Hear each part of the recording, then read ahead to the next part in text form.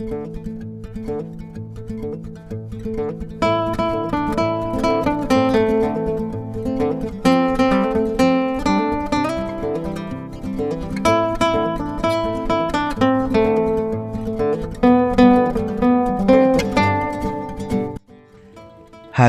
assalamualaikum warahmatullahi wabarakatuh. Jumpa lagi ya sama saya si Tanisin Deso.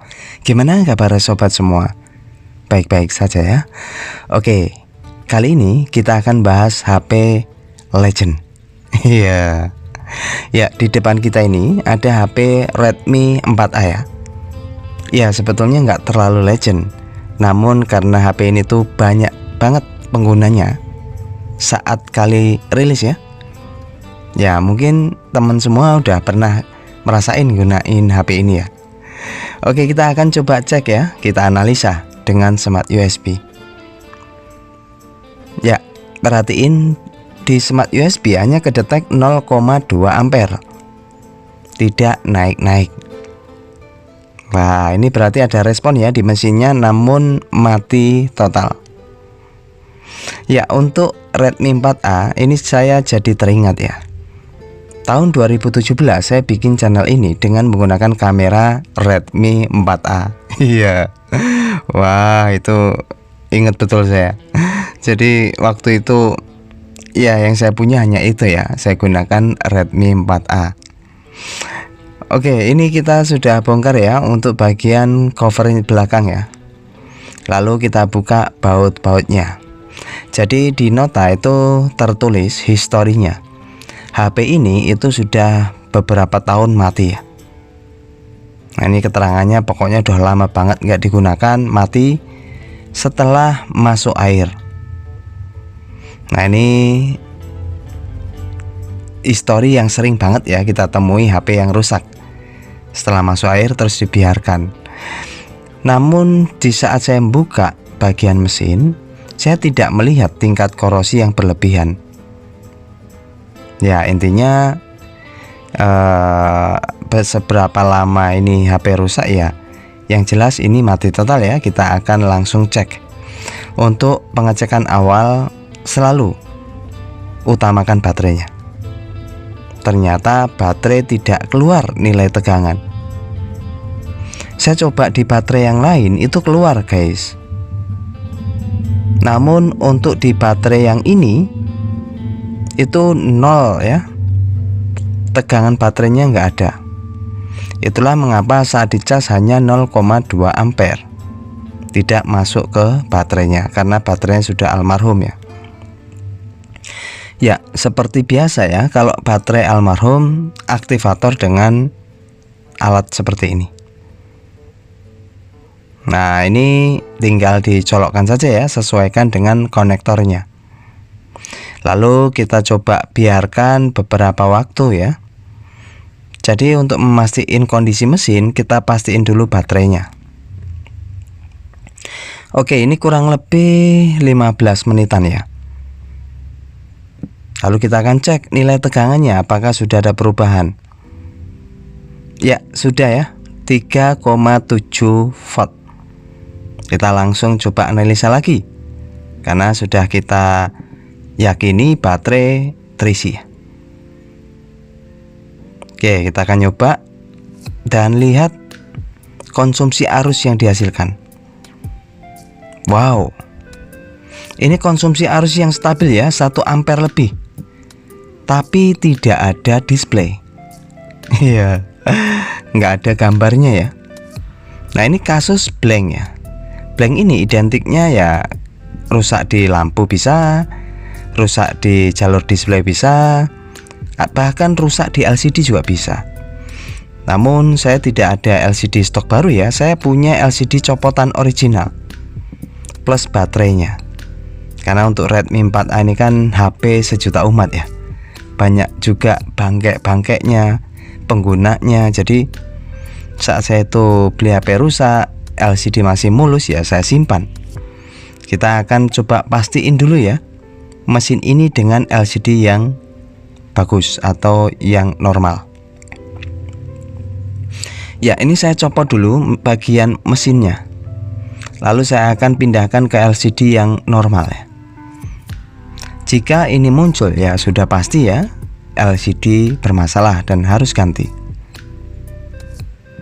Ya, ini saya pasangkan. Jadi untuk LCD copotan yang punya saya itu udah fix ya. Dulu sudah sempat saya tes untuk displaynya bagus.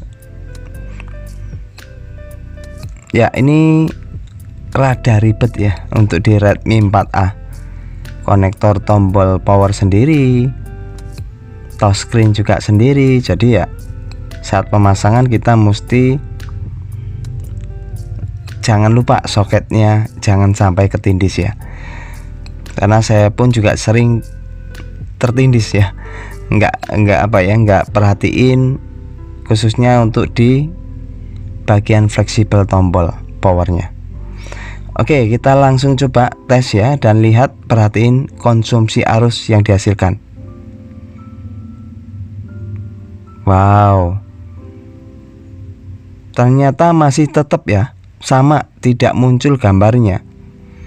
Konsumsi arus stabil ya, tapi tidak memunculkan gambar. Berarti ini bukan LCD ya. Ya, kita sudah pastiin ya dengan LCD yang normal. Ternyata masih tidak muncul gambar. Nah, kasus ini bisa karena di area lampu ataupun display. Nah, untuk area lampu display itu saya sket ini ya. Jadi ini ada IC lampu, ada koil. Jalurnya itu lampu ke sini. Jadi dari lampu lalu ke display. Ini IC display ya. IC chip, biasanya chip display ya. Oke, kita akan mastiin ini di IC lampu atau display. Untuk memastikan kita cek dulu jalur lampunya.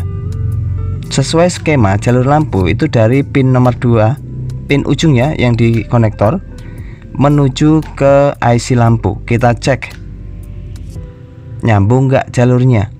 Jika nyambung berarti aman untuk IC lampu. Oke, ini nyambung ke kapasitor, nyambung ya.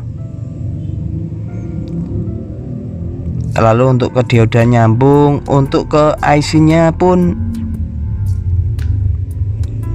nyambung ya. Ya, saya pastiin ini lampu aman, jalurnya aman. Kemungkinan besar ini di IC display. IC display ini bisa menggunakan yang loop ataupun yang NT. Jadi ada dua variasi ya, tergantung. Nah, kali ini kita akan coba lakukan penggantian ya. Namun setelah saya cari stok yang saya punya nggak ada. Jadi saya gugurkan ganti IC ini, saya nggak punya. Nah, ini IC nya kaki 12. Bisa menggunakan yang seri NT ya. Nah, kali ini saya akan coba lakukan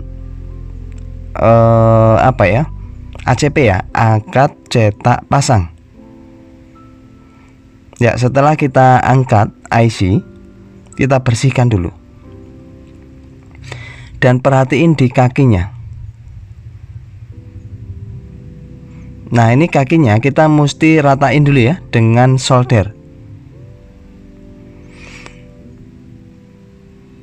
Nah, ini kita akan lakukan ACP saja. Jika ACP nggak berhasil ya mesti cari IC nya ya, kita ganti. Mengapa saya lakukan ACP? Karena masuk air ya hoki-hokian.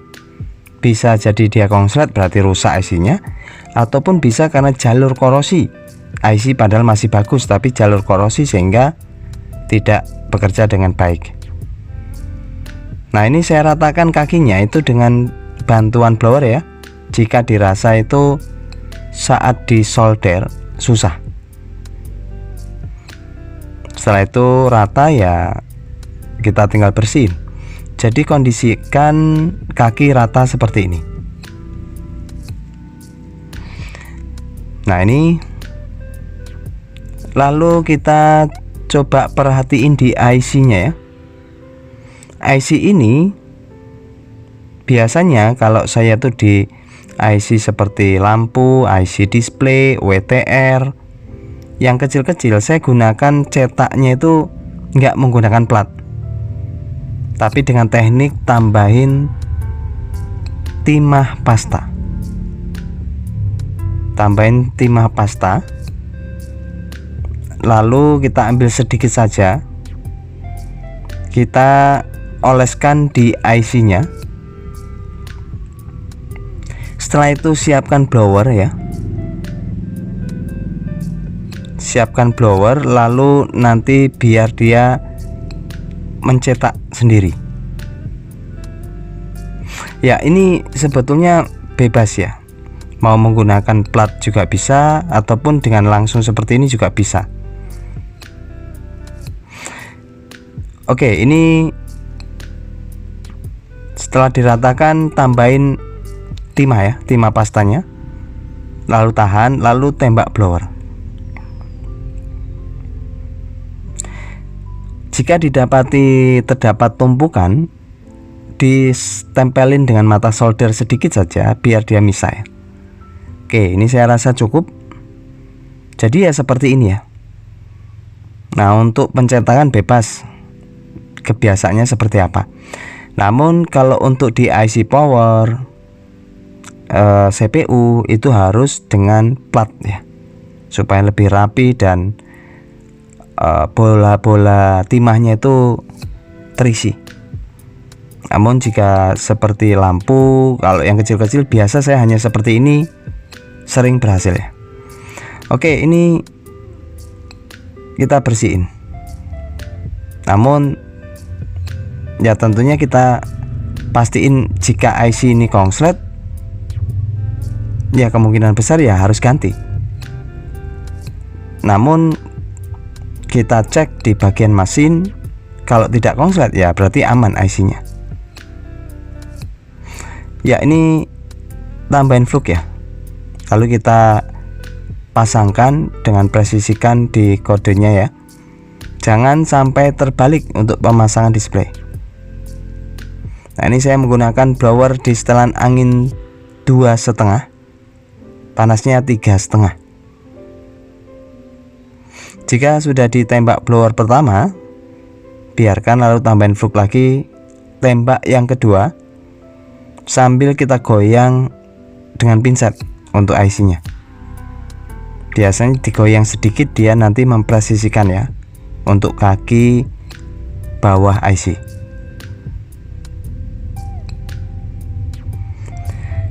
Oke, jadi ini sifatnya gambling saja tanpa diganti. Karena ya saya nggak punya stoknya ya. Kebetulan cari kanibalan untuk mesin Redmi 4A saya nggak ada. Rata-rata IC lampunya sudah nggak ada. IC display ya, rata-rata sudah bolong karena ya sering banget kasus itu terjadi. Sehingga saya punya mesin kanibalan atau copotan sudah hilang IC displaynya. Ya, ini sudah terpasang. Jadi setelah kita pasang, pastiin kondisi mesin konslet atau tidak. Ya, caranya jika kita balik jarum bergerak berarti konslet, jika enggak ya enggak. Nah, ini enggak ya. Itu sudah sering saya bahas cara ngecek mesin konslet atau tidak. Ya, setelah dipastiin tidak konslet, aman, kita langsung tes ya. Kalau ini ternyata hasilnya masih tetap, berarti harus ganti IC displaynya. Oke, kita langsung coba cas ya. Bismillahirrahmanirrahim. Alhamdulillahirrahmanirrahim.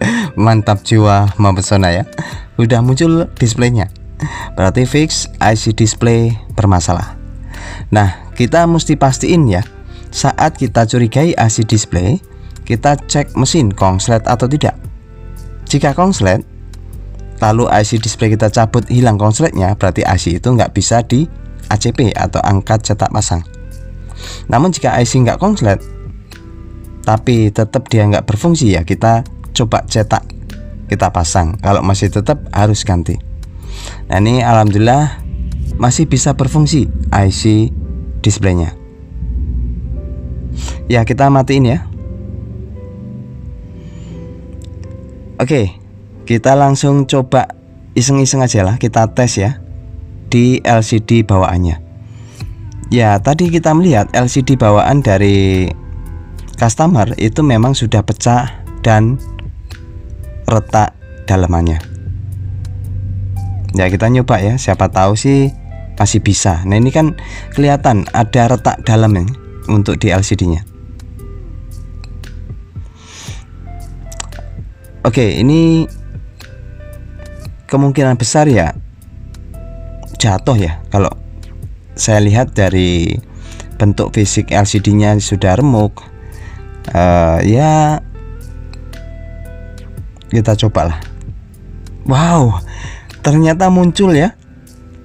Gambarnya ada, berarti oh, ini baterai bawaan customer ya. Berarti ini LCD-nya masih bagus ya. Oke, yang saya punya saya simpan dulu ya. Ini LCD beliau, pemiliknya ini masih bisa rupanya. Tapi saya melihat tadi tuh kayaknya tembus dalam ya retaknya itu. Oke, kita nyalain ya. Ya berat. Waduh, masya Allah. Ternyata nompel guys. Wah ini udah nggak layak nih. Sentuhnya juga sebagian bisa, sebagian enggak ya. Ya ini faktor karena pecah dan retak. Namun ya enggak worth it banget buat digunakan ya. Ini harus ganti LCD-nya. Nah ini ya sebagai konfirmasi ya.